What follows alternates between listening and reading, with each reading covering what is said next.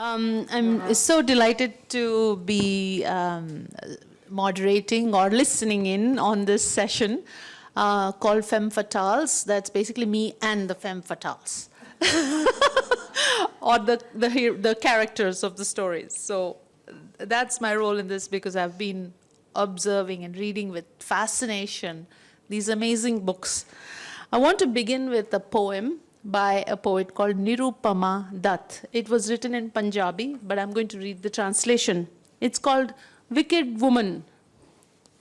If you come to my city, you're bound to find my name in the roster of wicked women. I have all that it takes to be as wicked as they come. I have a goblet brimming over in my hand. My laughter is known for its abandon. Flames find a home in my mouth. My heart beats and every nerve does a little dance. The road is at my feet and just the sky above. I have the courage to bear and express myself without fear. So this is a poem by Nirupama, which I just heard last month in Punjabi, of course, and then I asked her for the translation. It was called Buri Aurat. With that introduction, I just ask a prompt so that we can, I guess, get warm up with the audience. Can you maybe start by telling us why Jezebel, why Hidimbi, why Lilith? Why did you choose these characters to write an entire book inspired by, or to include the character? Meera. Why Jezebel? Actually, I thought about Jezebel long back when I saw a flex board seeing a prayer group was organizing a speech on talk on Suryane Aninya Oru Stree and the Jezebel effect. So then I referred to Bible. This happened very long. What does that phrase mean? Suryane Aninya Oru Stree means, that's a biblical phrase. That's the title of my book in original. That is the Malayalam original of Jezebel. It's a phrase from Bible, and it is in the book of Revelation. Okay, so when I read about book of Revelation, I found that there is only one person, one name, or one woman particularly referred to both in the book of Revelation as well as there is both in the New Testament as well as in the Old Testament, and that is Jezebel. So I started reading about Jezebel. I was really interested why this particular name was repeated in both these testaments when she was portrayed as an evil woman in the Old Book of Testament. So Jezebel is actually Jezebel comes in Bible, the first book of Kings. I know the Malayalam Bible only, I'm sorry. So Rajakanmarude Pustakam we say book of Kings, you know, and then in the second book as well. And so in the Bible we read, she is portrayed as an epitome of evil. And then I read about her saying there is a phrase called Jezebel effect. That is, the women, what makes wives really evil or bad, and that is called Jezebel effect. Commonly in society. Yeah. So Jezebel effect turns a woman into an evil wife. So she should not be. The main requirement for a good woman to a good wife is not to become like Jezebel. So I was really interested. I'm always interested in bad women. And I thought I wanted to read about her. And then I came across this wonderful book by Leslie Hazelton, Jezebel, the harlot queen of Bible. And there I started finding out a lot of interesting things about Jezebel. And so I thought, okay, she's going to be my heroine. But I didn't want to write a historical novel as such, just like Madhavi wrote or Shinie wrote, because I thought here Jezebel can be a character and a metaphor as well. So I thought of interpreting a modern woman's life, especially a modern woman, an educated woman who is born and brought up in Kerala. Kerala, you know, ours is the most the highest literacy rate. We have the highest literacy rate. We have the most number of educated women. The number of women, the highest number of highly educated women, everything in the state. And you know, yet we find ourselves the most disempowered women as well. So I thought of writing about an educated woman, a doctor, a lady doctor, who goes through the same kind of trials which the Queen Jezebel went through in the times she lived. So that was my... Thank you. Now, Madhavi, can you tell us why did Hidimbi inspire you? You've written about Kunti before, and then there's one more book after that. Of course, each focused on women characters, but now Hidimbi, and why? I think... can you hear me? Louder. Okay. So the reason why I ended up writing this book is because the Mahabharata says very little about her. It's a story. She has almost a walk-on part in the Mahabharata. But the thing with the Mahabharata, as with all epics, is, as some Greek philosopher said, that you never enter the same river twice. It's not the same man, it's not the same river. And it's somewhat like that with reading the Mahabharata. Every time you read it, you get something more. If you find something new, you find something different. So the first encounter with my Hidimbi, or Hidimba as she's also known, was, okay, she's a Rakshasi who has a bit part in the Mahabharata, and that's the end of it. But there are temples dedicated to her, especially in the Himalayas, where Shakta faith is more prominent, and she's one of the prominent goddesses in Himachal Pradesh. So how come a Rakshasi has this, continues to be sort of prayed to, and what is her significance really? This was one of the reasons why I thought of it, because a Rakshas, as you know, signifies, the whole Rakshas clan signifies evil, signifies ugliness, immense power, and how do I say this, violence. So here is a woman who also belongs to that clan. And yet, when you see, why does she have such an insignificant role? And is it really that insignificant? The Mahabharata is actually, as some scholars say, it's a study in jigsaw puzzle homogeneity. You find an event happening somewhere in the beginning, which has no connection till you reach the end. And then you realize the significance of that event. So in her case, it's the birth of her son, Ghatotkach, who plays such a significant role in the war. But what exactly was it to be Hidimbi? What was that engagement that she had with Bheem in the forest for 1 year? Was it a marriage? Was it a temporary marriage? Was it just a romantic fling? So these were the questions which made me sort of look closely at her. And that's how I ended up writing the book. Thank you. Now, Shinie, your turn. Now, are you going to read from your book Yeah, I would like to read. And make it more enigmatic for us?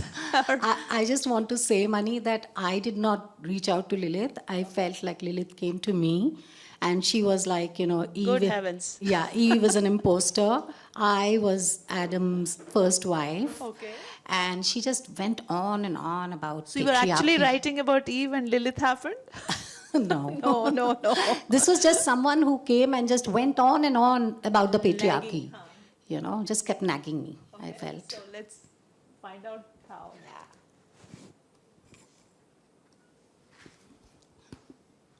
Somewhere out there is not the man you're fated to meet and mate with, but female kin, blood sisters, soul sisters, big sisters, little sisters, spirit sisters, flesh sisters, sisters.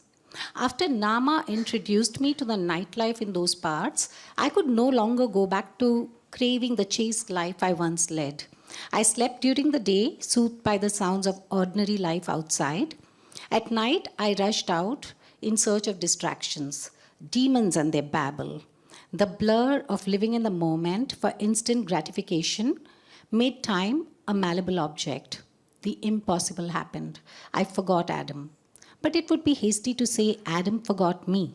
That moment when a woman knows, because she gropes in her heart to check and comes out empty handed, that she cares not, is when she arrives into her future. I had stopped reaching out for stranger demons, one night stand demons, unshaven demons. The unknown ceased to excite. Now I went back with them to their caves, eager to see their pet tigress or turtle, to trace with a delicate fingertip the carvings on the walls of their one cave dwellings. It intoxicated me to exchange grievances, to make them laugh, their guttural, scary laughs that shook the ground we stood on. Wait, they'd chuckle, say it again. They loved my imitation of Adam, his pulpit speech, annoyed look, and erectile dysfunction. Thank you so much. So this kind of ventriloquism, so to speak, like you're giving voice to Lilith, it's so fascinating. It's scary also. I think I messaged you. You must have scared everybody else away with this story. Like the language just like bursts through, and you've chosen almost like an autobiographical voice in your story. And Madhavi, in yours, also Hidimbi, you've brought that setting and scene back. You're making Hidimbi like step forward so we can see who is this character. Whereas with you, it is a social, contemporary, modern scenario. And the spirit of Jezebel sort of like comes in, like you end with a sort of a Jezebel sequence, you know, so it's like flashing in through the story. But the story is a contemporary story, so you could have written the story without the name Jezebel, for example, even though that's your source of inspiration. So that's different in all the three of you. And I was wondering about the sense of activism, you know, whether this was, are you trying to change something? Like you're inspired by these characters for some reason, obviously. I mean, evidently, no? Could you talk about that maybe? Okay, But she was starting to say something.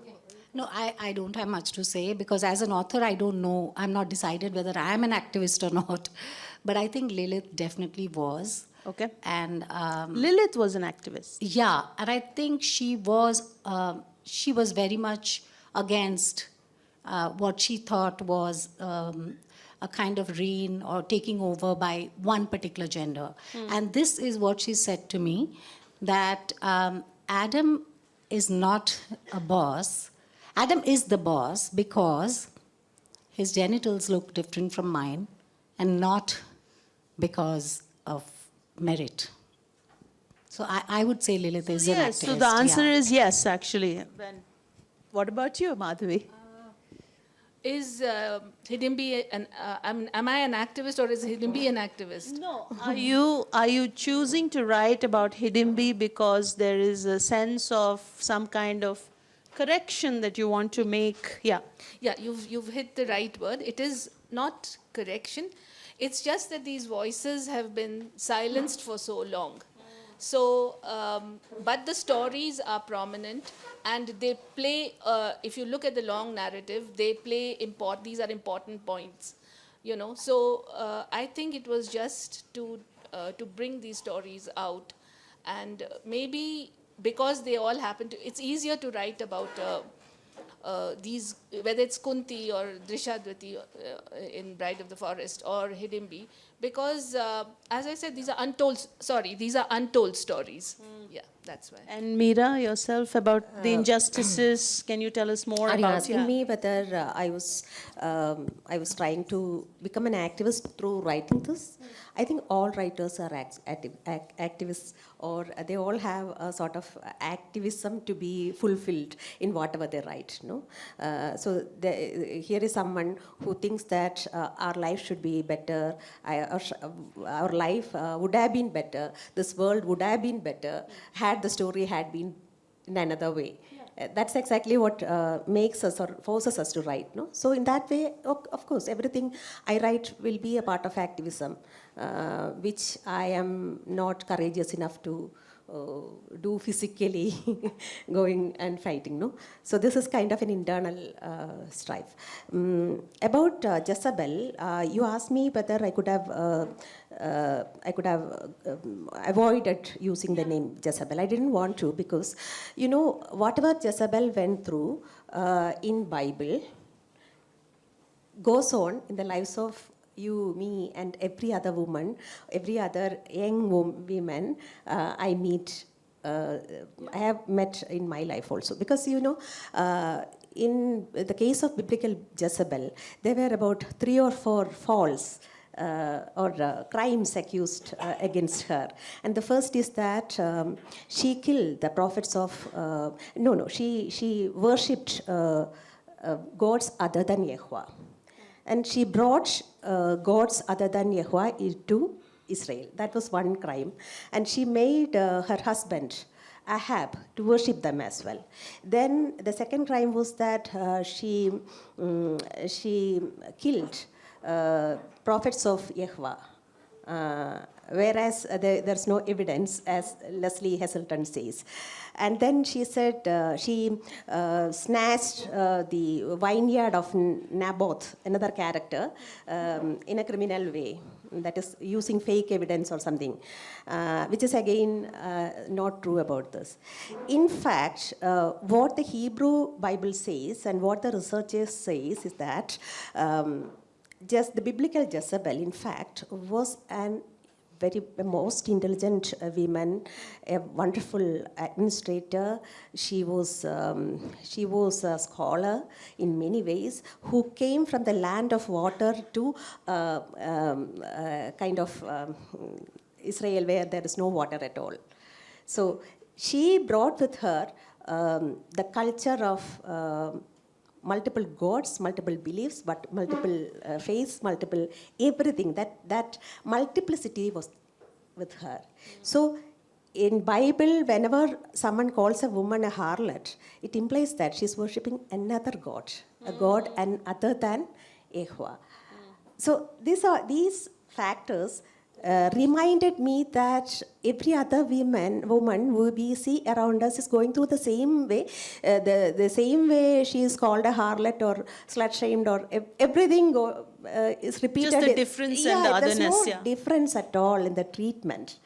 Maybe the times change, maybe the countries change, but what we go through, when you are very intelligent, when you have opinion of your own, when you are able than other people, when you are challenging the majority, you always face the same kind of trials. No, thank you. I want to pick up on what you're saying about intelligence. I find that is a theme that runs through all the 3 books. In Hidimbi's case, for example, when Kunti says, that everybody should, all the other Pandavas are there, and she says she only wants to be with Bheema because she can sense and she knows that that's the pairing or that's the attraction. She's got a very strong natural instinct. And in Lilith's case, I think, I thought about this when I was reading Lilith as to what is Lilith's problem actually, What is Lilith's problem? Why is she so worked up about this? And the answer that came to my mind was she's just more intelligent than Adam. So she cannot be the inferior person in the relationship because she is smarter. Am I right? Is that because you keep talking about intelligence in so many different ways, I don't know if you use the word intelligence, but you've talked about her perception. You've talked about how cunning and sly she is. In so many different ways, you've proved her superiority. Yeah. So could you both maybe tell us about this intelligent women characters who... yeah, in Lilith's case, I think it's a very conscious decision. So in that much, it's intellectual. Because I think women learn how to laugh, how to get angry in a different way. It's like some kind of a conditioning that happens from childhood. If you have an opinion, we are taught to say it in a different way, less abrasive way. Because male anger is very celebrated, it's very glamorous, men are supposed to be aggressive, and it's very macho. They think women find it also very attractive when they lose their temper like that. But female loss of temper is always frowned upon. Women losing temper is not an attractive sight.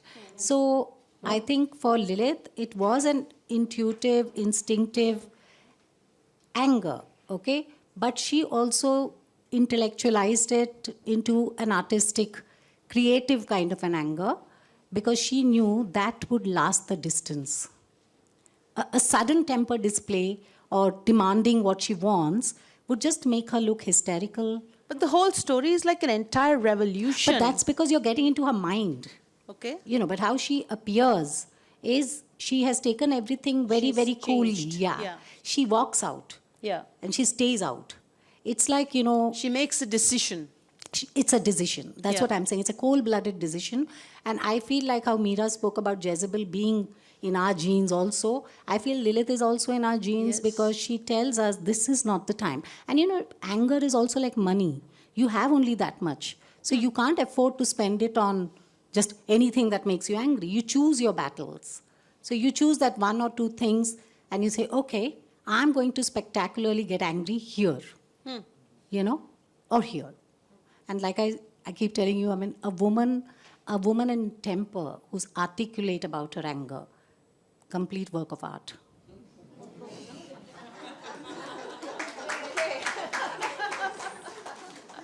So now you know why the session is called Femme Fatales.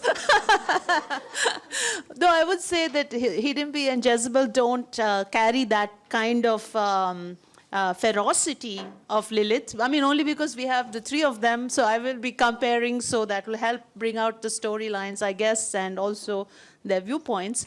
Jezebel actually excuses all the other characters later, or rather she understands them because her compassion comes out, or, like the husband. Her misfortune is that she's a doctor.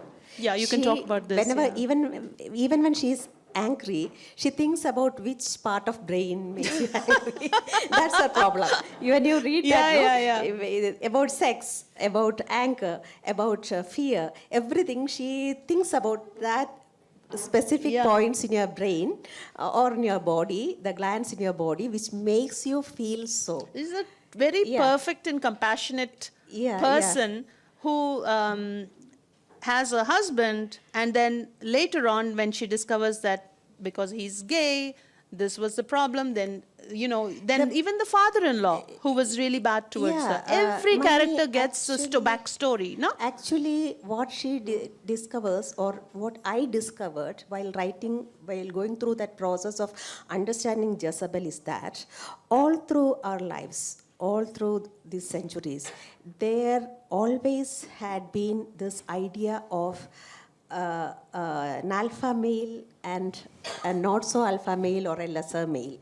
Okay, higher, so this kind of a lesser woman and a greater woman, a greater man and a lesser man. I don't know how to articulate it well, but still, so when it boils down to our lives, we decide at certain points we become that more toxic. The question is whether you are more toxic or lesser toxic. So this toxicity is always been interpreted in the terms of masculinity. And masculinity is not always connected to men or individual men, but it is attributed to some attitude. Yeah.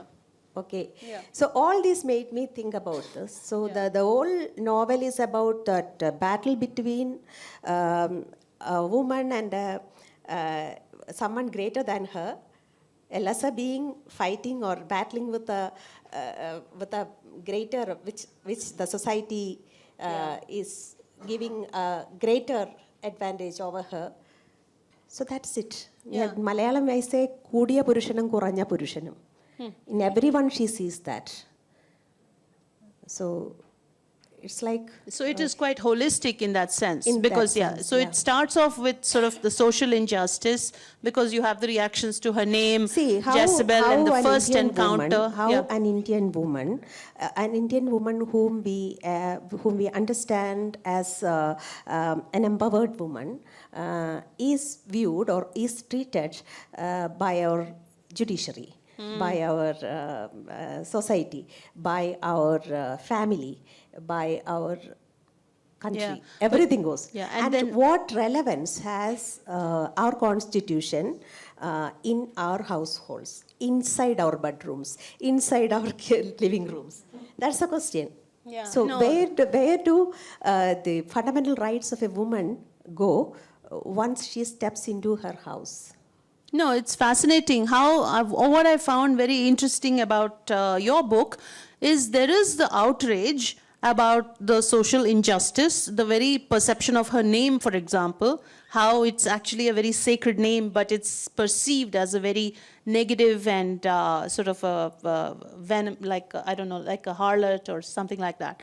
But at the same time, as the character of Jezebel continues in the story, all the other characters open up to show like a cycle and a chain of reasons why they are who they are. Yeah. It's a vicious cycle. There are reasons why each person is in that state, like they can't love themselves, therefore they are mean to somebody else. So there's always like the backstory opens up slowly, and at the end it's like a triumph of sorts when the law fails, because she's told that she cannot get a divorce, and then of course the husband conveniently, happily is killed off, dies. So she gets her freedom anyway, right? So that's fascinating. In Hidimbi's... No, the thing is, the law, the court decides that or decrees that this man is going to come very back. healthy. Yeah, that's where... but they actually critique her for not having visited him. the doctor in her, Yeah. this doctor who is trained, is a trained doctor who knows her subject very well, says that this man is clinically dead. Yeah. I don't want to give out the story, even Yeah. if the book is, no book is not about the story, is my view. So he is clinically dead, but they are not going to listen to her because she is his wife. Yeah. And there, the wife becomes a totally different entity from the doctor. The role that she's supposed to play, or the expectation. So, we see this a lot in your book, where at the end of the day, basically she is used by everybody.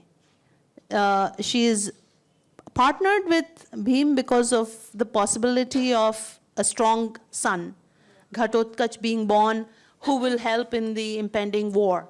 And of course, she is left in the forest because she can't be integrated into the courts, etc. But neither does she express great anguish or outrage at it, because she's quite happy in her own element. Am I right? Yeah. So how is the empathy in the reader coming up for that whole kind of ilk? Tell us what are the flashpoints? Yeah, I'll tell you how the empathy in me developed as a writer, and maybe that is what I hope the reader also gets. See, as I said earlier, she has just a very tiny role in this entire story. She comes from a marginalized group.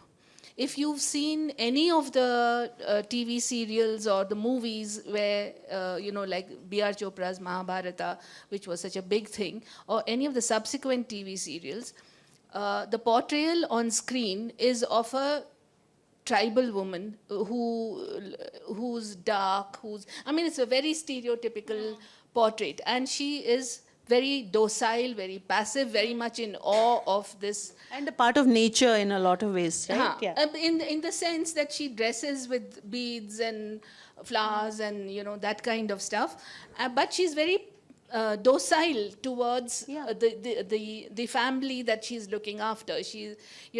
Now, if you read the Mahabharata, the few dialogues that she has show somebody very different. Okay. She does say when she's like, nobody, what sort of a woman are you that you are, saying openly that you want him for your mate? Yeah. So there are these lines where she says that, well, who asks your parents? I mean, a lion doesn't ask his father, can I mate with the lioness? Or a peacock doesn't ask his mother, can I dance for this? It's natural. Mating is a natural thing. So these few lines that whenever they came in gave me an insight into a character who is not that sort of docile, not that downtrodden, not that marginalized, and who accepts that this is going to be a one-year relationship, but that is... So she's realistic. She's realistic about it, and it's not unusual. It's not unusual. There seems to be an indication that temporary marriages, maybe at the time when this was being written, temporary marriages as, sailors who come into different ports or whatever had, these kind of situations were there. So this temporary arrangement is fine for her. Yeah, and actually there's also the role model of her mother who chews off the ear of her lover, who then runs away. That's the Rakshasi in her. Yeah. Really fascinating. Yeah. But actually, in front of her, Bheem comes across like a total wimp. Bheem comes across like a wimp because he does. Because he is caught between his mother, who is the real, that the battle is between these two women, the mother-in-law and the daughter-in-law. And Kunti, she is a strategist from the beginning. She is, and in fact, the incident which the book starts with, the burning of the house of Lag, that is the one which really changes her, because she realizes then that this is going to be a struggle till death. Actually, you attributed that entire strategy to Kunti in this book. Yeah, because she is the one who insists that Bheem marry her. And then Yudhishthir lays down those specific conditions that he cannot be with her at night. He has to be with her only during daylight hours, and then that they because demons do bad things at night? Yeah, they do worse things at night. Yeah. Yeah, no, so that you, in each of those instances, you're showing how she's treated. Yeah. It's continuous. I mean, they do treat her like that, but since she doesn't know... They give her a lot of housework also. Yeah, which she does. She does, and though she doesn't understand it, why make so many rotis and whatever. That's right, yeah. And then in your case also, I just wanted to add to that it's not like, I don't think Hidimbi just wanted a very little time with Bheem. Okay. That's all she got. Yeah. Okay. And she would have even taken a one-night stand with him if that was the only thing on offer. I mean, it was. She was very clear and lucid. She wanted this is the him. person she wants to mate with, and that's what she went in for, She did try to persuade him to stick around and gave him an alternate that he could take, but he was too groomed in his tradition. Yeah. But, you don't give Adam any favors at all in Lilith. Nothing. Not at all. Not a single chance to redeem him at all. Like I was telling you how Meera, gives us backstories. Like, why was Adam like he was? How could that be? Why was Adam like that? Yeah, I mean, we don't know, but we already accept that's Adam. You can't do anything about him. See, I feel unlike the two books which have the author's voice, the narrator speaking. This is Lilith's Here voice. it's Lilith speaking, and she's Very good. always breaking the fourth wall. Yeah. And why would Lilith speak Why in would favor? Lilith? She's not his PRO. Yeah. She's his ex-wife. She's not going to be singing his praise and, praising him to the skies, and she's not his matchmaker. Yeah. She's just like so disgusted with him. So she's not going to say any nice things about him. That's really awesome. Yeah. Do you think we could have some readings from your books? Maybe Madhavi, can I request for one of my favorite sections about the olfactory senses? and maybe tell us what that's about. Is that okay? Yeah, that's fine. So this is from, I think, the 3rd chapter, where I am trying to describe the world of the Rakshasas, because there's very little known about them other than those very stereotypical qualities we've heard. One thing that seems to have been there in the case of all monsters is the ability to smell. You know, if you remember, there is that Jack and the Beanstalk. The giant, thunders in saying, fee, fi, fo, fum, I smell the blood of an Englishman. So that always used to puzzle me, like, how does he smells blood, but how does he know it's an Englishman? I mean, so there, and a little bit of digging around when one sees in mythology, you see that they did have a very heightened sense of smell. You know, and Hidimbi's elder brother, he says, before these people enter the forest, he says, I can smell males. I can smell males, I can smell female, on one Kshatriyas. female. Yeah. And I can smell Kshatriyas. They are our enemies. Aryas is what he says. I can smell Aryas, and they are our enemies. So what is this sense of smell about? So when I was trying to write that bit, I sort of got into his nose, quite literally. And this is what I'll just read that one passage. It won't take long. Hidimba's nose, for instance, from the faintest Ferris whiff, when the tiniest drop of blood is shed, what kind of creature the blood comes from. It senses the wet skin of earthworms, and when a tree's roots are dying. It tells the time by the odors of the hour. The forest's amalgam of scents changes by the minute. Dawn, free of sin, shot with soft-hued colors, is a demure bride lifting a fine veil and looking up with wide, kohl-rimmed eyes. Enmeshed in the threads of her finery is the glitter of bird calls. She brings with her the fresh, delicate fragrance of possibilities, of new blooms unfurling, of snails waking up, of gold oozing gently from honeycombs, of sweet sap rising along stems like a soul force. The feel-good scent lingers till noon, which is the rush hour of sharp, lurid tangs, animal poop, bird droppings, a kill half-devoured, overripe mangoes, and jackfruit splashed messily on the forest floor. Nectar slowly souring, gases rising from the dark, brown, swampy patches. By dusk, most life smells the same. It has turned stale, begun to disintegrate, and stinks of rot. It is ready to be consigned to the pyres, lighting up the western sky. Among all these hours and the odors they supply, twilight is Hidimba's finest hour. It is the time when he, like all Rakshasas, feels energized and ready to connect with the wider world in a deeper, more meaningful way. Gaining in vitality, his senses come preternaturally alive, preparing for an unusual spray of odors, the midnight scent of dreams. Thank you. I must tell the audience about the language is amazing. The lyricism, some of the best writing in mythofiction I've admired in Madhavi's books, even the previous books. It's such a beautiful, like a level of read. It's not sort of giving in to sensationalism. It's lyrical, it's elegant.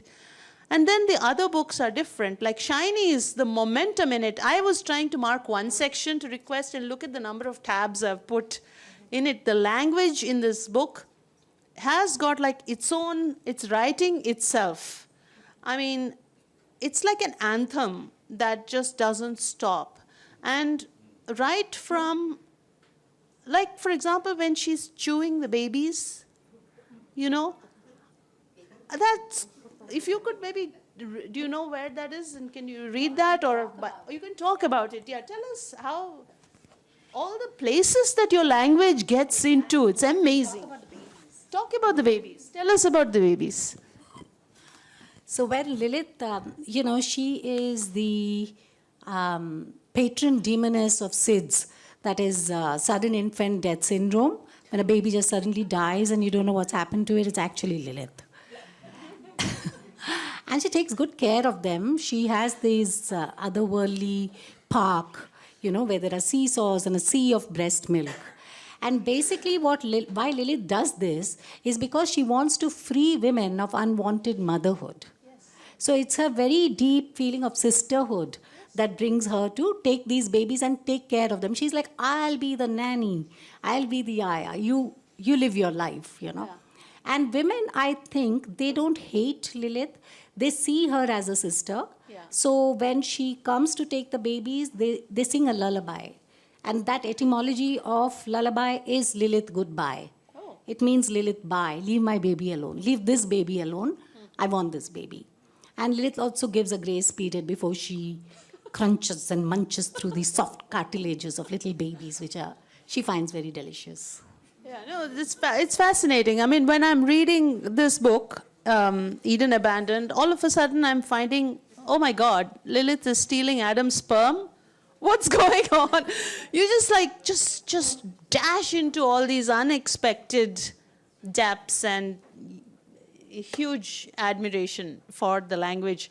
And in Meera's book, the plot was fascinating. I just don't know. The first encounter, yeah, I should say I was shocked. I should say that it was not a book easy to be translated at all. Is it? And Abhirami, Girija Sriram and K.S. Bijukumar, they have done a wonderful effort because... Yeah, we should remember it was in Malayalam first. Yeah, it was in Malayalam and it was in biblical... I was using biblical terms and phrases wherever I could.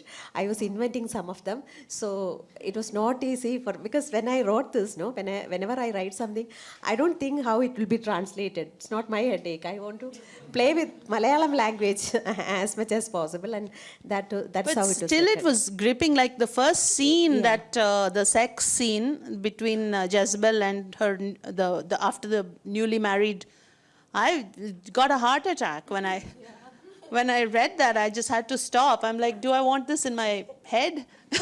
Do I want this in my mind and in my life? Should I read it? Well, I have to read it because I'm going to be doing this. But it was really, each of those turns in the plot was a total cliffhanger and just went forward. So even in the case of Lilith was, I wanted to write a 5-part book, Oh my God. Like from biblical women who are wronged by the society. Do you have more so plans? Lilith was one of them, and I am so scared that she already wrote about her. Now no, actually, I think the two of you should have a little discussion and divide up the characters. And you say, you do, I'm going to do Mary, you do. How easily she was wiped off from from our memory, from our stories, from our history, everything. No, there are so many people who are wiped off like that, and Lilith is not discussed by Bible lovers or even story lovers or history lovers, because she is kind of a very difficult woman. Yeah. She doesn't conform to standards. Just like that, Jezebel is also, it is easy. But somehow I am wondering why she was not that wiped off like that, no? Like Lilith or like Asherah. She is maintained as the Jezebel effect. Yeah. She's given that example. role. Yeah. But like Lilith also, right? Doesn't Lilith have the reputation of being... I mean, maybe not in India, but Lilith is quite well known over the world, right? I think somewhere in the 19th century, Jewish women rediscovered her. Okay. And there was even a feminist magazine called Lilith. Ah. Yeah, and one of the earliest short stories also, there is a short story called Lilith, where Lilith and Eve are BFFs. So what is this kind of feminism? Is it like the power to be bad? What is it? I mean, is it the ability to be true to oneself? Like, there is a very interesting dynamic at play in all these three books. Maybe one lesson is that women do not or did not or will not conform to stereotypical frameworks. Okay. There have Don't always take that been for granted. Women who are true to themselves, and they exist even in spite of all of them out there Yeah. who wanted to kind of destroy them or wanted to. Yeah. And it's fascinating the protests that I see in these books. Like, for example, in Lilith, you have how she uses her sexuality, you know, almost like, okay, so if you're going to give me the role of sexuality, I'm going to show you how far that can go, which is the scary part, you know. So that's the power I'm talking about, how, and Hidimbi also brings that out, isn't it? I mean, I've read both their books. Yeah. So I mean, to look at this point about sexuality, I think that is the big curb that is on women. I mean, that's what men seemed to have feared in the past. Yeah. And the whole, you know, whether it, so even the concept which you have of the pativrata, you know, as these women are the opposite of that, you know, they completely break that because that is, it is artificial. I think that's what they realize at some level, that it is artificial and it's not true to who they are. No matter what society tells them, what people expect them, what their mothers tell them, this is not who they are. So in all these old tales, there is always one point and there is the exact opposite viewpoint. And that's what I think, you know, I mean, Shinie as well as Meera, and to probably, because my story stays well within the framework, I don't do too many different things with Hidimbi. But I feel that their stories are tapping into that. No, Hidimbi is also, the sensory aspects are amazing. Like, she absolutely is comfortable in her skin. Yeah, she's not bound. You see, she's the not bound difference at all. is that whether it's Lilith or whether it's Jezebel, they are bound. They are part of that system, whereas she is social out. system, She's out Whereas of that. Hidimbi is a part of nature. Yeah, Yeah. exactly. Yeah. Yeah, no, fascinating. All these books, no, there should be lessons to the society or the most privileged in the society, that you cannot erase women from stories, even if you want to. Even if you and do if you it. dare to repress, this is probably what's going to happen. Yeah, sure. Someone will bring up those stories. Okay, so I don't know how we are doing on time. Is there something else you want to share? Shinie, you haven't really read anything from your book. I read first. Oh, the first, the beginning of the story, yeah. Meera hasn't read. Meera hasn't read. Would you like to read a section from your book or no? Should I? I'm not comfortable with reading in English. Okay, okay. So maybe if Shinie can read with better English. But we haven't planned for it, yeah. Yeah. Okay, never mind. I don't think Okay, okay, I should. Maybe I Any can. questions? I want to add something to this. That there is one moment where in Bible, especially the last scene of Jezebel, that Bible describes like she's looking out of the window and then trying to woo Yehovah, who is coming to, who is the next, who's founding the next royal dynasty after Jezebel's clan is wiped off. So it's like in Bible it is described as she is trying to seduce Yehovah. That is, she put on her makeup and all. But in reality, Leslie Hazelton says that in those days, actually, this that is making up, or what should I say, this chamayam, you know, you applying cosmetics and getting ready means getting ready for the war or the battle.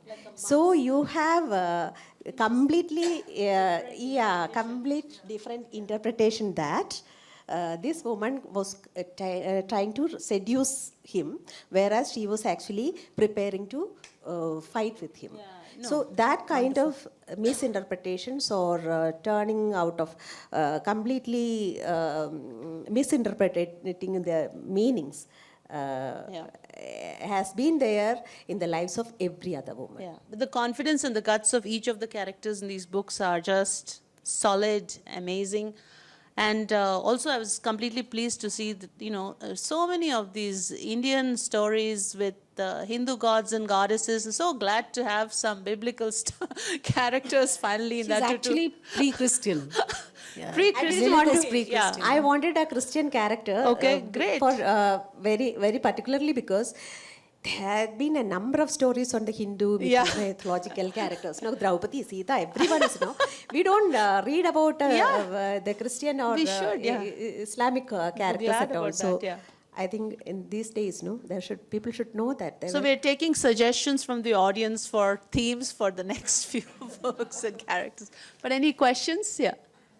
Sandhya.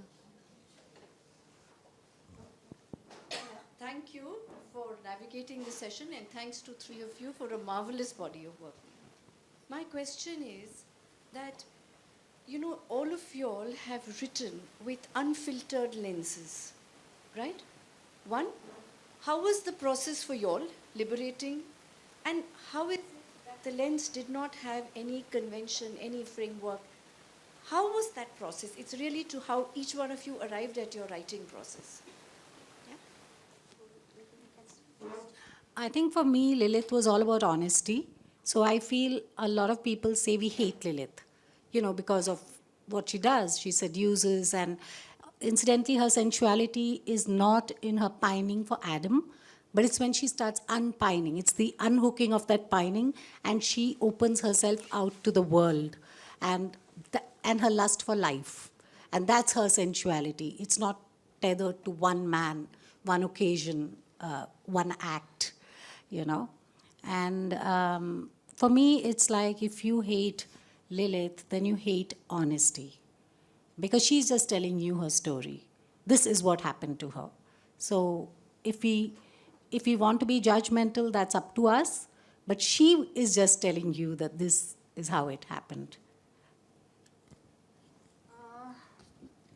I would sort of say my answer would be somewhat the same, except that I think in Hidimbi, what I was looking for was a woman who grows up in a very natural environment where her strength is no less than that of the males in her environment. You know, so she grows up in the forest, and she is not from Arya society. So she is not groomed or schooled in their ways of thinking. And looking, you know, an unfiltered lens, I'm not so sure, because I am writing in the 21st century about a character who has been written and her story has been told thousands of years ago. So there is some filter. It's my own, you know, education, my own look at the way I see life. But somehow the character of Hidimbi sort of resonates. She is modern in her own way, and it's easy to connect with that. And probably that point of connection was what made the writing easy. Yeah, I wrote this novel shortly after I finished Arachar or Hangwoman. So in Hangwoman, I was writing about a Bengali woman where I wanted an Indian woman instead of a Malayali woman.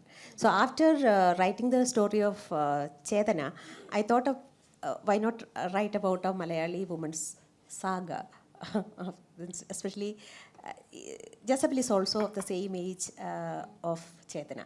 Both are born in the same year, if you look at them closely. But they have two different lives. One is not educated much. She is socially not in the privileged class, whereas Jezebel is, has all the privileges, like high education or high social status, everything. Yet when we compare these women, we see that Jezebel is more or less very least liberated compared to Chetana in many ways. So why does this happen? So this is the question which triggered me to write about her. And I will say that these empowered women of her generation or my generation were so unlucky that they couldn't find equally empowered men to be their companions. And it is like that gap is widening where society doesn't pay any attention to that thing, no? And this is going to be a disaster. Okay. Yeah. On that note, on that pessimistic or perhaps realistic note. Thank you. Anybody wants to say anything, or there's a question there? Okay. Thank you. Are all the men walking out? No, so it was a very engaging conversation. So I'm just curious. You all have written about women in very different milieus and timelines. You all spoke a lot about the common themes across. What were the unique themes based on the culture or the way they were geographically located? I'm curious to hear that from all of you all. Lilith was in Eden, no? Lilith was in Eden. Lilith was in Eden. Yeah. Yeah. Actually, the three books are quite different. I would say Shinie's book is like a rebellion, start to finish, no holds barred. Madhavi's book is like a social setting which sort of brings a whole social milieu from the Mahabharata, but except we are given a close-up look of what's happening in the forest, and sort of the demoness character who has never been given voice to, we see her, like from the fact that her consciousness of her clothes is different. We actually get the chance to, the spotlight is shown on a different kind of person, a species, a different personality. In Meera's book, it's a normal, like contemporary scenario. Jezebel, Queen Jezebel was born in about 9th century BC. And our Dr. Jezebel is born in 1982. Yeah. And So she just shares the name, and then the pattern or the template of the other character sort of comes in through the name and also sometimes into the story. Yeah, so they're all completely different books. What is common is that it's a patriarchy is kind of looming in the background, right? And the women are all strong characters, and there is a statement being made. So there is that thread, and it seems to be a strong thread. I think for me, the cultural arc is this desire for real estate, the property. Eden belongs to Adam. She has to. Eve is kicked out of, Lilith is kicked out of Eden, and Eve replaces her. And Lilith knows, I don't belong to Eden, Eden does not belong to me. And she is thinking, and she is traveling far away from Eden. But once she stops to look back, she cannot actually visually locate Eden. It is such a tiny dot on the face of earth that she cannot see it anymore. So that's when she realizes, okay, I don't get Eden, but I get the rest of the world. I can go anywhere. I can roam, I can rule. And Eden threw me out, I throw Eden out. So it's basically owning your spot on this planet, on Earth. Just knowing that I belong here, he has the property papers, but I pay the rent.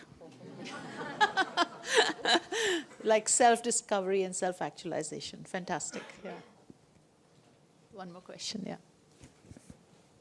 Hi, thank you so much for writing these stories. I consider as a man who's progressing towards equality, grown up in culture where, I've seen a lot of things, how relationships were around me, like it's difficult.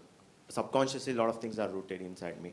So I'm also challenging myself to grow towards equality and, but I'm always questioning, what is, ma'am accurately told, empowered man, right? Yes, it is. Sometimes when I meet a woman who's very, intellectual, I also feel scared as a man, because it's difficult. Because I've seen what I've seen and what I've been all these days is different. And when I meet a woman who's very strong, who knows, very intellectual. So yes, I feel that, yes, empowered man is very much required. It's a very high time that men understand what is the problem and they correct themselves. I belong to that category. And so I'm curious about it. So I was questioning all this time, So maybe I would like to ask this question to you because you've written very courageously. So my question is about that. What do you mean by the empowered man? So that I can learn something, implement it myself. Thank you so much. You put us all in a spot. I think for me, Lilith is neither man nor woman. Lilith is just somebody who's free. It happens to be a she, because at some point in the book she says, if I were born as Adam, I would have done the same to him. So I think as long as a man is not looking at a woman for nutrition and nourishment, he is a Lilith. And which is why Lilith has a definite article before her name. She's the Lilith. And I really feel she's beyond gender. It is when you come into your own, or you tell yourself, this is wrong. I can see something is happening, it's wrong. And I must do something about it. And you just become Lilith then. Thank you.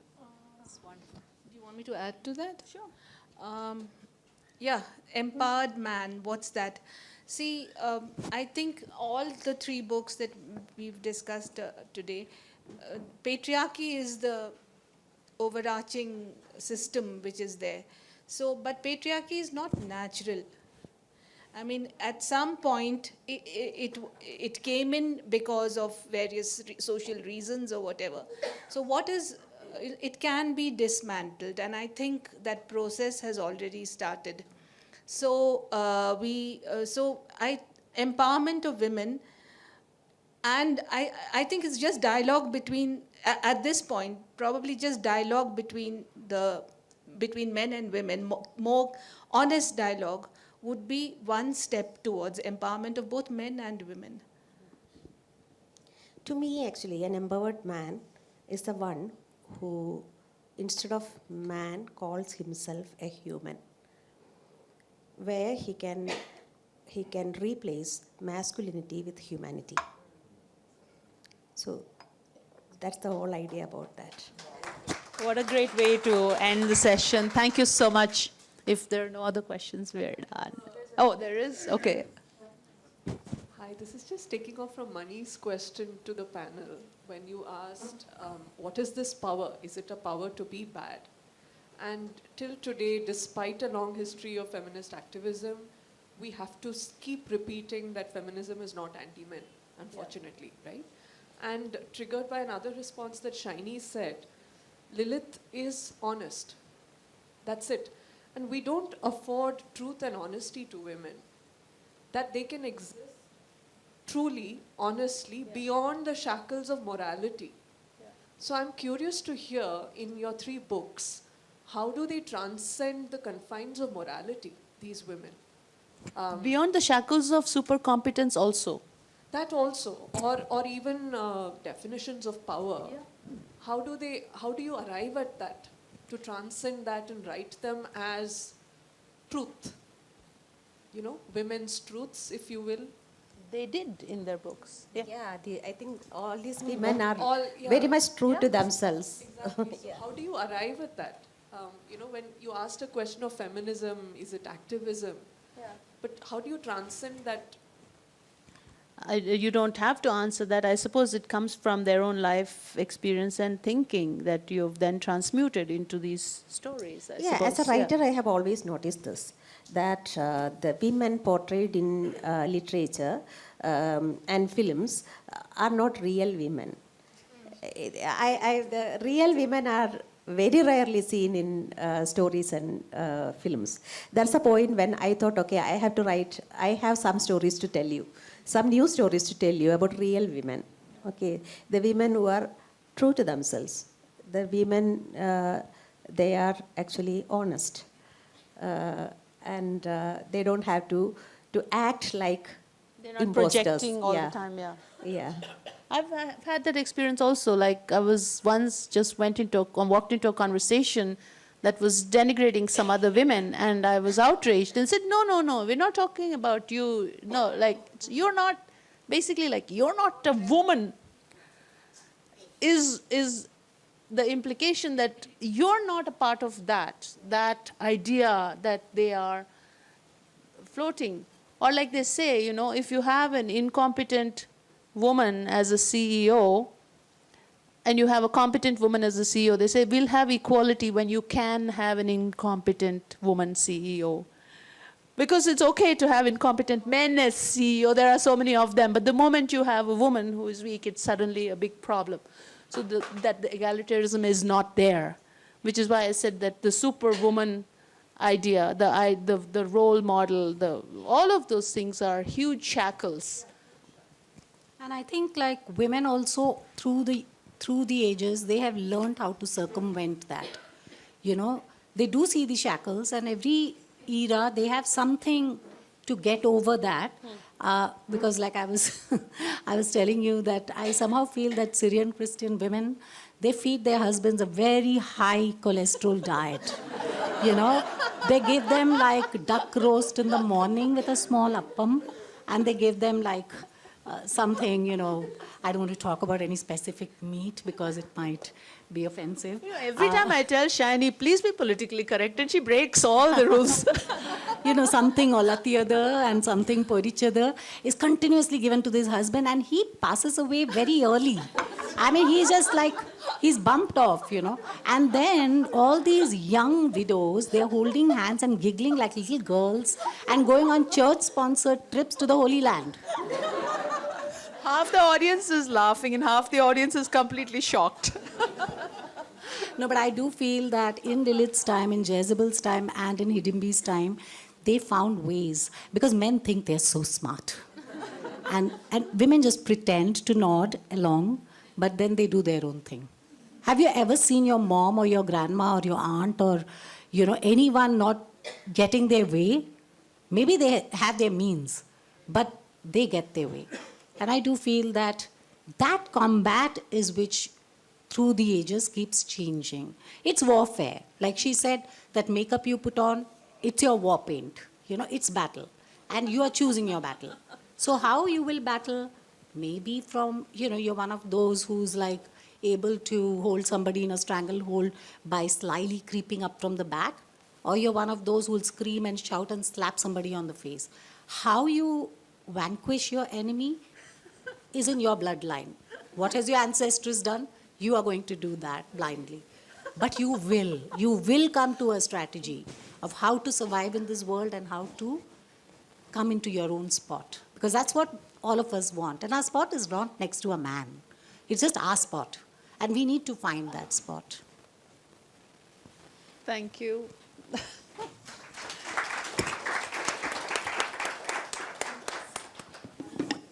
Oh, one more question. Look at that. Hi, so my question is to Meera ma'am. So I'm a master's student of English and Cultural Studies. So I'm currently researching on femme fatale and divinization in the Yakshi tales of Kerala.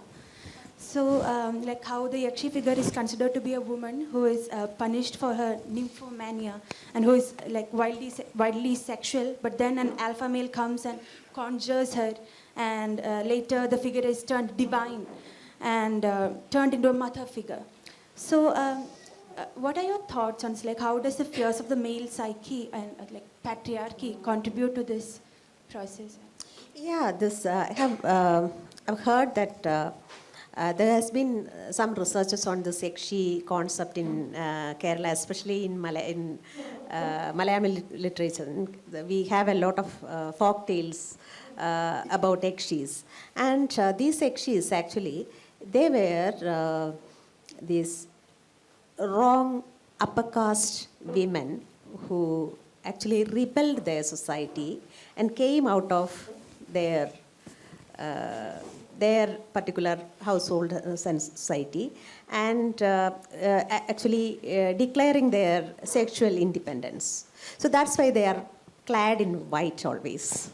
Okay, these upper class, most of them maybe they belong to Brahmin or Nair or Kshatriya women.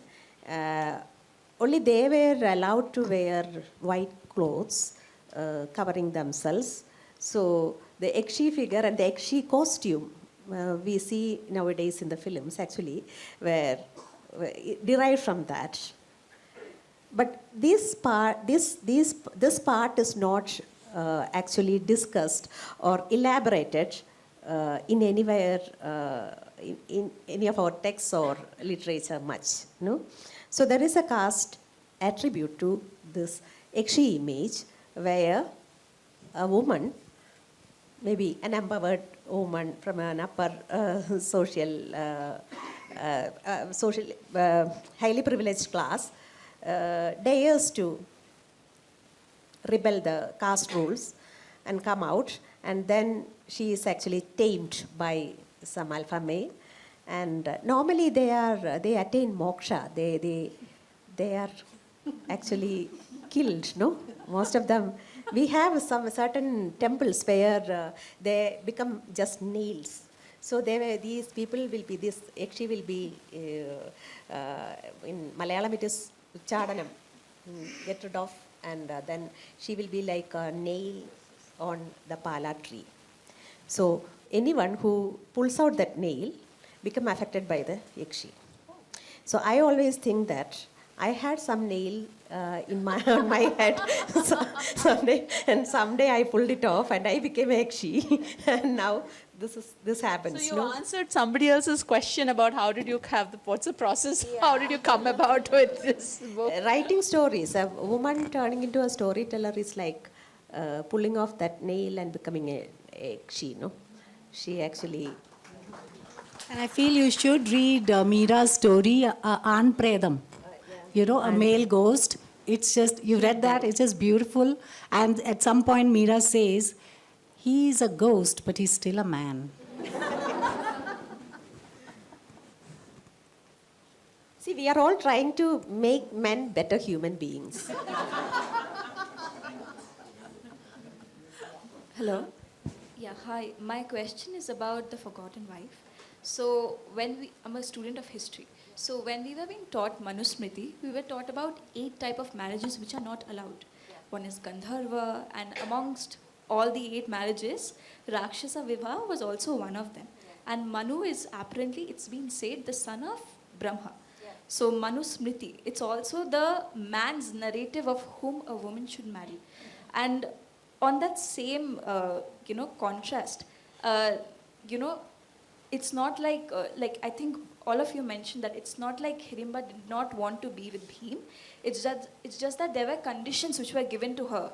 So on that case, how was the role of women? Because when you compare all these females from the same narrative, let's say Draupadi, compared to Hidimbi, so how would you find that one common light which was discriminatory but also neglected at the same time due to the narrative of the men? When I was writing The Forgotten Wife, one thing that I discovered was that at one level it is, in fact, that is probably the core battle within the core conflict within the story of the mainstream, that is the Aryavart, the mainland, against the margins. So even today, I think there is still a belief in the heartland of, India. Some would say it's in the north, and everybody else is, feels that they are not getting the same attention. So this was there this is what I discovered when I was writing, that this was a Arya family, in the margins of their domain.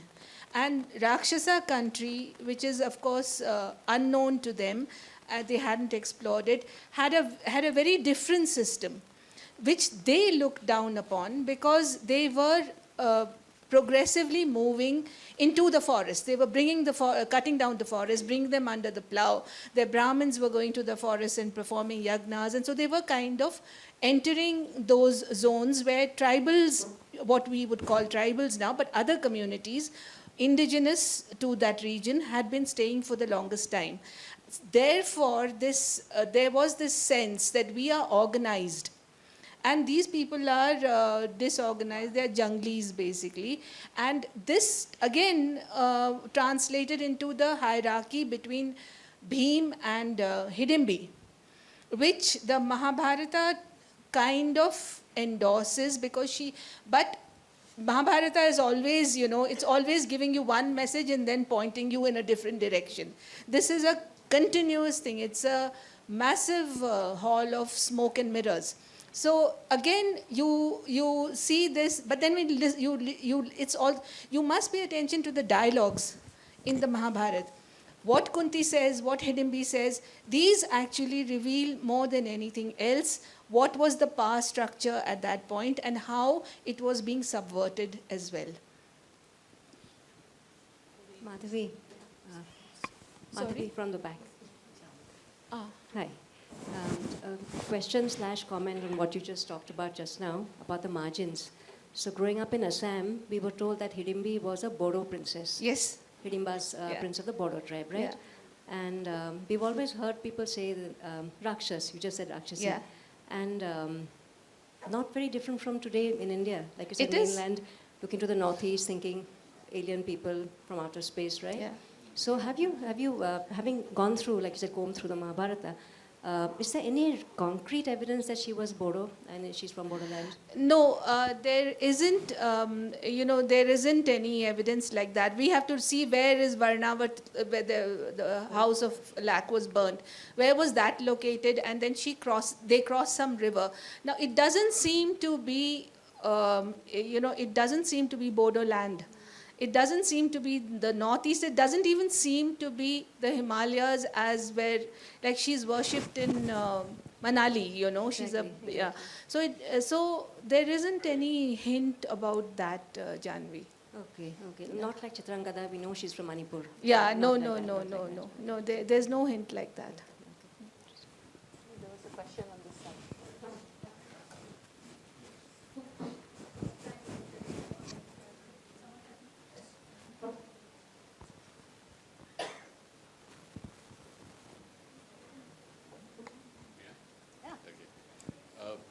I think we talked about forgotten wife. There's a forgotten comment of the poetess lady in the panel, which I would like to submit to. You'd asked for some suggestions for future Characters.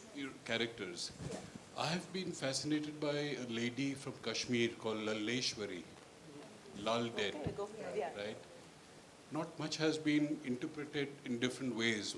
They all have There are written translations about of her the work, poetry, yeah. but not of her as a person. Why did she do what she did? There have been some dance dramas that, they've been wonderful. Bombay. Okay, so I'm going to allocate it now to Madhavi. over to you. Or perhaps a very different version could Come out from Shinie. Thank you. I think you should write. Me? Oh, okay, I'll just ask my question, or is someone answering? Okay. So when you spoke about the nose and their sense of smell as a very important characteristic of the Rakshasas, I just kind of connected it to the Ramayana, where, Surpanakha, when she approaches Ram and she's rejected, her nose is cut off. And she is depicted as a Rakshasa princess as well. So can we see this as one culture kind of, completely rejecting another culture, putting a hierarchy enforcing a hierarchy by force and violence there? Do you interpret it as such an action in the Ramayana? See, I think, we have to look at maybe how humiliation was treated at that time. So this, of course, it is one culture. It appears to be one culture putting down another culture, and cutting off the nose of a woman who dares to make advances, and whatever Surpanakha does is more. I think it's more in terms of humiliation.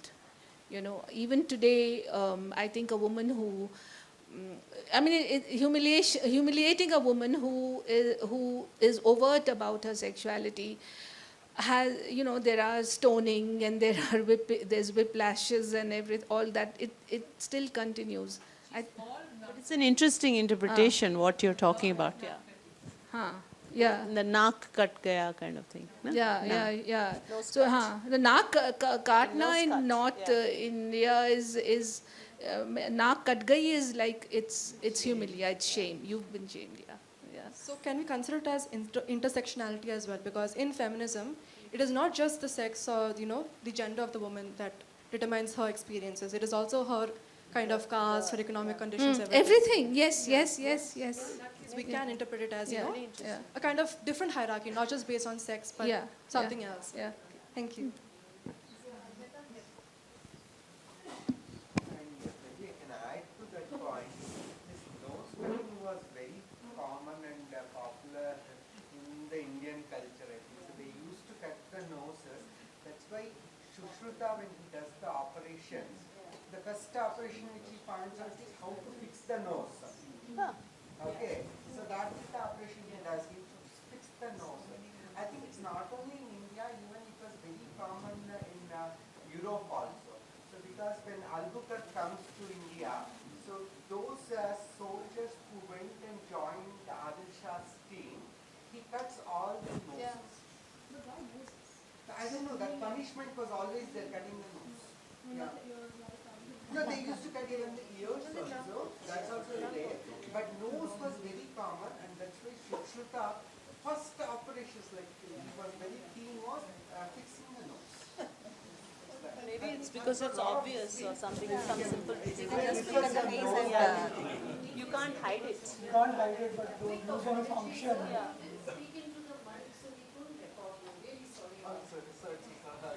What he said was that Sushruta's first surgery that he was, okay, good, thank you. I summarize it, okay? It's a very simple one. Like this nose cutting practice is seen in throughout the history. It is not only in Mahabharata, Ramayana kind of thing, it's there throughout the history.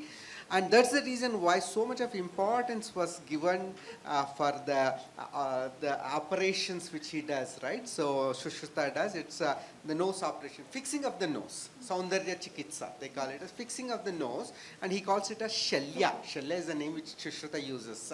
So that is always there, and not only in India, even it was there in Europe also, because when Albuquerque punishes his soldiers, the first thing he does is he cuts the nose of the person who has defied him. But only nose, not dress.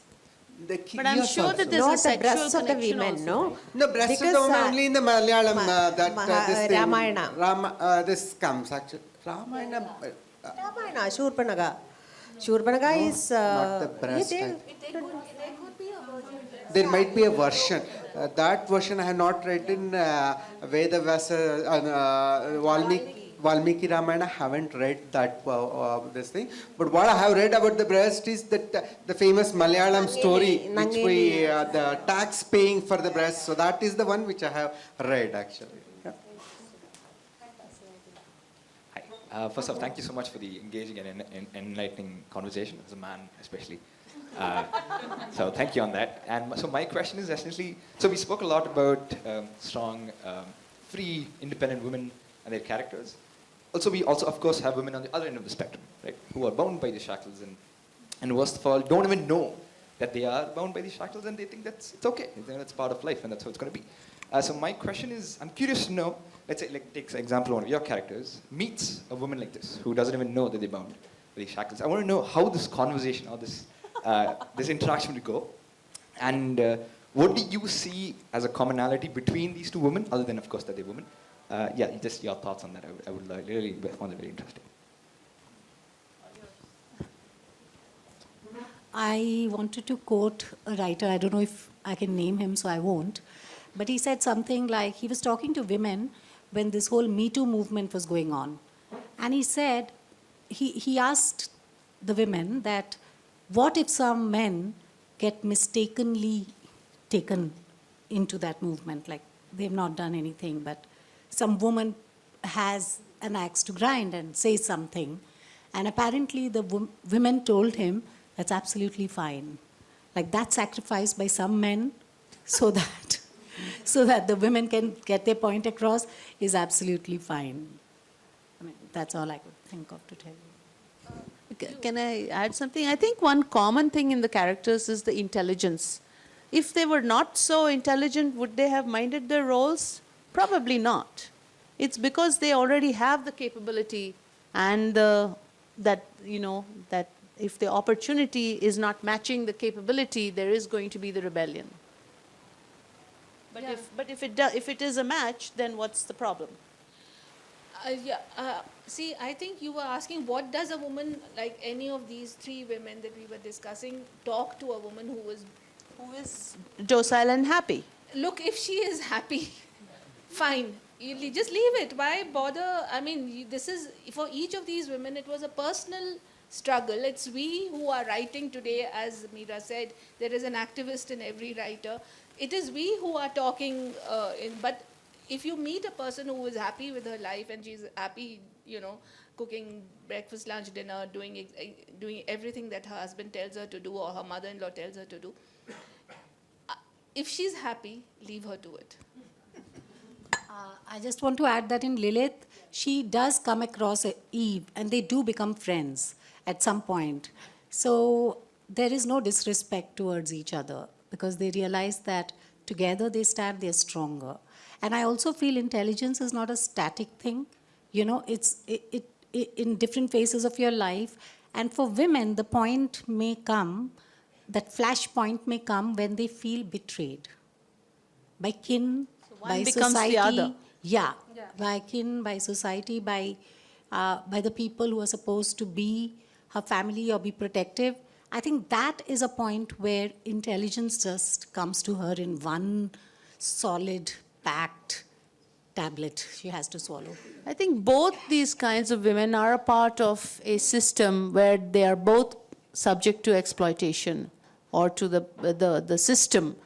So the question is, the reaction will depend on what happens in general. That the turnaround, like you said, there comes a point when she makes a decision in your story.